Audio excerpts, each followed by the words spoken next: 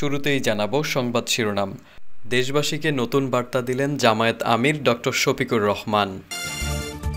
জানাবো শেখ হাসিনার বিচারের সঙ্গে নির্বাচনের কোনো সম্পর্ক নেই বললেন আমির খসরু।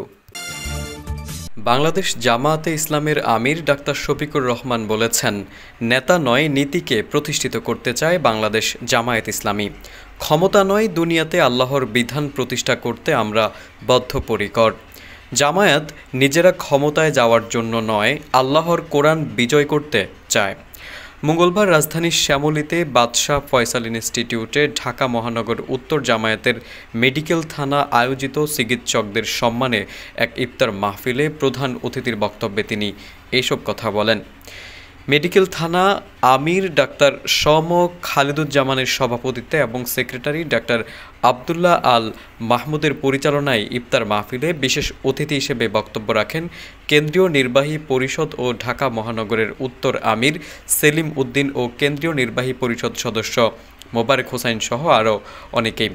ডক্টর শফিকুর রহমান বলেন, তাকওয়া বা আল্লাহ ভীতি অর্জন করার জন্য আমাদের উপর সিয়ামকে অত্যাবশ্যকীয় বা ফরজ করে দিয়েছেন। তাই এ মোবারক মাসে যথাযথভাবে সিয়াম ও কিয়াম পালনের মাধ্যমে ইহকালীন কল্যাণ ও পরকালীন মুক্তি অর্জন করতে হবে। তিনি বলেন, পবিত্র মাহে রমজান একটি খুশির মাস। রাসূল সাল্লাল্লাহু আলাইহি সাল্লাম রজব মাস শুরুর সঙ্গে সঙ্গে বলে দোয়া করতেন, হে আল্লাহ, তুমি আমাদের রজব ও শাবান মাসের বারাকা ও কল্যাণ নিশ্চিত করো এবং রমজান পর্যন্ত আমাদের পৌঁছিয়ে দিও। কারণ হাদিসে রাসূল সাল্লাল্লাহু আলাইহি সাল্লাম এই রমজান মাসের প্রথম 10 দিন রহমত, মধ্যের 10 দিন মাগফিরাত এবং শেষ 10কে জাহান্নামের আগুন থেকে মুক্তির সুসংবাদ দেওয়া হয়েছে। হাদিসে রাসূল সাল্লাল্লাহু আলাইহি সাল্লামের অন্যত্র বলা হয়েছে, যে ব্যক্তি ঈমান ও ইহতিসাবের সাথে রমজান মাসে সিয়াম পালন করবেন, আল্লাহ তার পূর্বের সকল গুনাহ মাফ করে দেবেন। মূলত মাহে রমজান আত্মশুদ্ধি, তাকওয়া ও তাজকিয়া অর্জনের মাস। তাই এ মাসে বেশি বেশি ইবাদত বন্দেগীর মাধ্যমে নিজেকে পরিশুদ্ধ করার কাজে আত্মনিয়োগ করতে হবে। তিনি মাহে রমজানের শিক্ষা বাস্তব জীবনের প্রতিফলন ঘটাতে সকলের প্রতি আহ্বান জানান।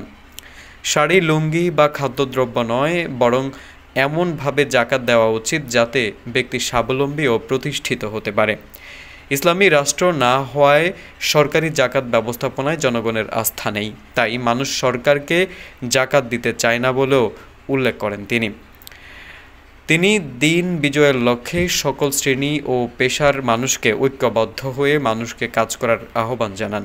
বিশেষ অতিথির বক্তব্যে মোহাম্মদ সেলিম বলেন, পবিত্র রমজান মাসে মহাগ্রন্থ আল কোরআন নাজিল হয়েছিল বলেই এই মাসের এত মাহাত্ম্য ও মর্যাদা। মূলত এই মাসকে কোরআনের মাসও বলা হয়। তাই জীবনের সব সমস্যার সমাধান করতে হবে কোরআনের প্রদর্শনের ভিত্তিতেই। মোবারক হোসাইন বলেন, রমজানের সিয়াম পালন শুধু আমাদের জন্য নয়, বরং পূর্ববর্তীদের জন্য অত্যাবশ্যকীয় ছিল। আমরা যাতে তাকওয়া অর্জন করতে পারি, এজন্য রোজা আমাদের জন্য ফরজ করা হয়েছে। তাই পবিত্র রমজান মাসে সিয়াম ও কিয়াম পালনের মাধ্যমে তাকওয়া সমাজ প্রতিষ্ঠার সবাইকে আত্মনিয়োগ করতে হবে। সভাপতির বক্তব্যে ডাক্তার শম খালিদুজ্জামান বলেন, আমরা সবাই আল্লাহর বান্দা, তাই চিকিৎসাকে শুধু পেশা হিসেবে গ্রহণ করলে চলবে না, বরং মানব সেবা হিসেবে গ্রহণ করতে হবে। তিনি চিকিৎসকদের সেবার মানসিকতা নিয়ে কাজ করার আহ্বান জানান। এ সময় উপস্থিত ছিলেন মহানগর নায়েবে আমির আব্দুর রহমান মুসা, ইঞ্জিনিয়ার গোলাম মোস্তফা সহ আরও অনেকেই।